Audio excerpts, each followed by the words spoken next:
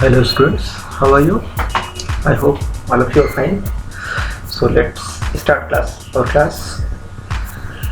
As usual, I am going to teach CBSE NCERT syllabus, class 11, subject biology, topic living world characteristic. Today I am going to talking about living world characteristics. Means what type of living world are there? What are the different types of lives in our earth? Let's read. Living world characteristics. The earth serves as a home for diverse living organisms. The organisms live in various habitats like forests, mountains, deserts, oceans, freshwater bodies, hot springs, polar regions, and almost every place of the earth. Living things possess certain characteristics which makes some of these important characteristics are shown in the flow chart given below. Growth, increase in mass. Characteristics of living organisms: respond to environmental stimuli, produce offsprings, capable to metabolize biochemical reaction occur inside the body. Living organisms and overview. तो यहाँ पर student आपको ये समझना बहुत ज़रूरी है कि लिविंग वर्ल्ड है क्या और उसके कैरेक्टरिस्टिक्स क्या है. जैसा कि आप जानते हो कि हमारा जो धरती है ये जीवन से भरा हुआ है. पूरी धरती में विभिन्न प्रकार का जीवन पाया जाता है. जैसे हम लोग अर्थ के सॉलिड पार्ट में रहते हैं, मतलब धरती के ठोस भाग में हम लोग रहते हैं. इसी प्रकार से जल में भी जीवन पाया जाता है, वायु में भी जीवन पाया जाता है, धरती के नीचे भी जीवन पाया जाता है. ठीक है. तो बर्फ में भी जीवन पाया जाता है. तो इस प्रकार से जीवन जो है धरती के प्रत्येक भाग में है. लेकिन अलग अलग जो धरती के भाग हैं वहाँ पर जीवन भी अलग अलग प्रकार का है. ठीक है.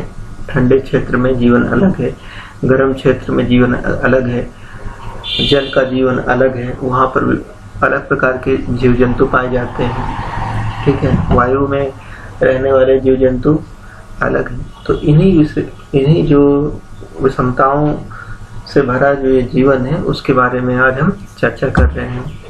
तो जैसे इसमें बताया गया है कि ये जो लिविंग ऑर्गेनिजम्स हैं, ठीक है, तो कई प्रकार के हैं. तो कहाँ कहाँ पर इनके हैबिटेट्स हैं, मतलब आवास कहाँ कहाँ पर है इनके.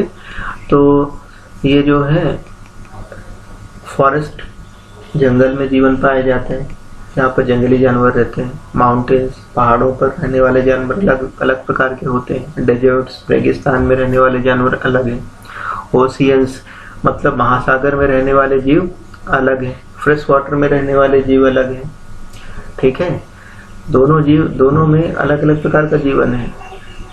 ओशियन, इसमें जो वाटर है सॉल्टी होता है, नमकीन होता है, तो यहाँ पर अलग प्रकार के जीव जंतु पाए जाते हैं. फ्रेश वाटर में रहने वाले जीव जंतु अलग प्रकार के होते हैं.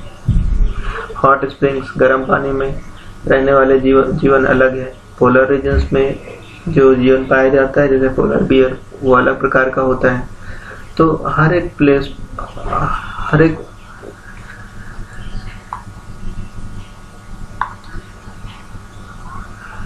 तो अलग अलग जगह पर रहने वाले जीव जंतु अलग प्रकार के होते हैं और ऐसा ही आपको समझना है. ठीक है. तो इस पैराग्राफ का सार क्या है कि धरती के अलग अलग भाग, उनकी जो भौतिक स्थितियां हैं अलग अलग हैं. ठीक है. कहीं ज़्यादा ठंडा, कहीं गर्म, कहीं बारिश ज़्यादा होती है, कहीं जंगल, कहीं पहाड़. तो इन सभी जगहों पर रहने वाले जो जीव जंतु हैं वो अलग अलग हैं क्योंकि इनके आवास अलग अलग होते हैं.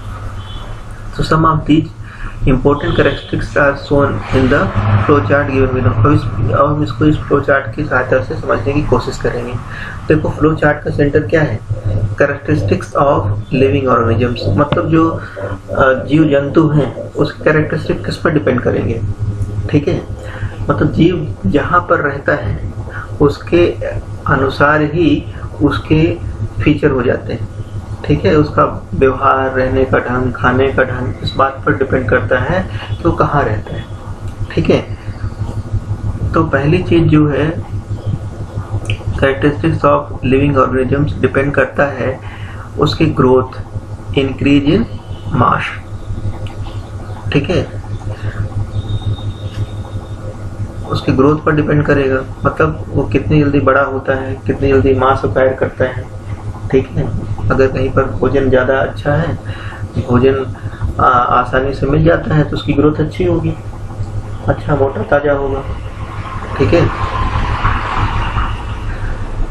Second, respond to environmental stimuli, वो अपने इन्वायरमेंट से कैसे प्रतिक्रिया करता है इस पर भी डिपेंड करता है। जिस एटमॉस्फेयर में कोई जीव रहेगा उसी एटमॉस्फेयर को वो रिस्पॉन्स करेगा, उस पर रहने की उसकी आदतें विकसित हो चुकी होंगी। प्रोड्यूस ऑफ स्प्रिंग, ठीक है, उस पर कोई जीव जिस जगह पर रहता है तो उसकी प्रजनन संबंधी क्रियाएं भी वैसे ही होंगी, बदल जाएंगी, है ना। देखो, अलग अलग जगह पर रहने वाले जीव जंतु का प्रजनन समय अलग अलग होता है। Capable to metabolise biochemical reaction occur inside the body, जो उस जीव के बायोकेमिकल रिएक्शंस हैं जो उसकी बॉडी के अंदर होते हैं वो मेटाबोलाइज कर सकते हैं। कितना करना है ये सब डिपेंड करता है कि वो जीव कहाँ पर रहता है। ठीक है, तो उम्मीद है आपको चीज़ें समझ में आई होंगी। नहीं समझ में आई है तो इस वीडियो को दोबारा देखिए, फिर से सुनिए। अगर आपके कुछ क्वेश्चंस हैं जो आप मुझसे पूछना चाहते हैं तो कमेंट बॉक्स में लिखिए, मैं उसे समझ उत्तर दूंगा। ठीक है, और इस वीडियो को लाइक कर लीजिए, सब्सक्राइब करिए और अपने दोस्तों के साथ शेयर करिए, जिससे कि वो इसके बारे में जानें, सीखें और समझने की कोशिश करें। आप सभी का धन्यवाद। Thank you very much for watching the video.